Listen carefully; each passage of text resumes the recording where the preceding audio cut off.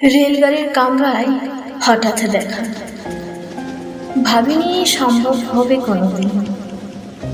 আগেও কি বারবার দেখেছি লাল রঙের শাড়িতে দারুণ ফুলের মতো নাম।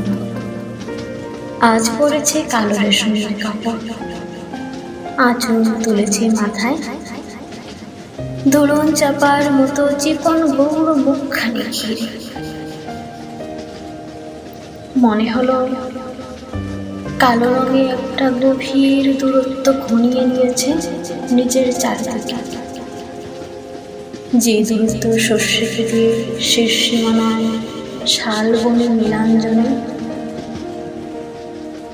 থমকে গেল আমার সমস্ত মনটা।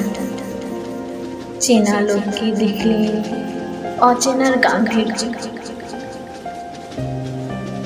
হঠাৎ খবরের কাগজ ফেলে দিয়ে আমাকে করলে নমস্কার। সমাজ বিধির পথ গেল ফেলে আলাপ করলেন শুরু। কেমন আছো, কেমন চলছে সংসারিকতা? সে রইল জানলার বাইরের দিকে চেয়ে, যেন কাছের দিনের ছোঁয়াচে পার হওয়ার চাহনিতে দিলে অত্যন্ত ছোট দুটো একটা জবাব। কোনটা বা দিলি না, বুঝিয়ে দিলে হাতের অস্থিরতায় কেন এসব কথা। এর চেয়ে অনেক ভালো চুপ করে থাকা। আমি ছিলাম অন্য বেঞ্চিতে ওর সাথীদের সঙ্গে। এক সময়ে আঙুল নেড়ে জানালে কাছে আসতে, মনে হলো কম সাহস নয়। বসলো মোর এক বেঞ্চিতে, গাড়ির আওয়াজের আড়ালে বললে মৃদু স্বরে, কিছু মনে করো না, সময় কোথায় সময় নষ্ট করবার।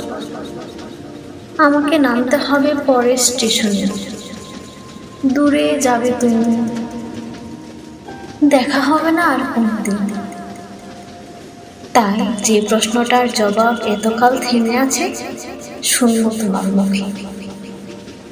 সত্য করে বলবে তো? আমি বললাম বলব। বাইরের আকাশের দিকে তাকিয়েই শুধু। আমাদের গেছে যেদিন একেবারেই কি গেছে, কিছুই কি নেই বাকি।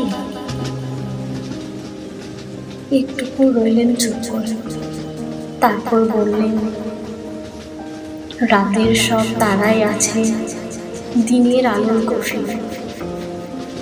খটকা লাগলো, কি জানি বানিয়ে বললেন নাকি। ও বললে, থাক এখন যাও ওদিকে। সবাই মেয়ে বলে পরের স্টেশন। আমি চলব একা।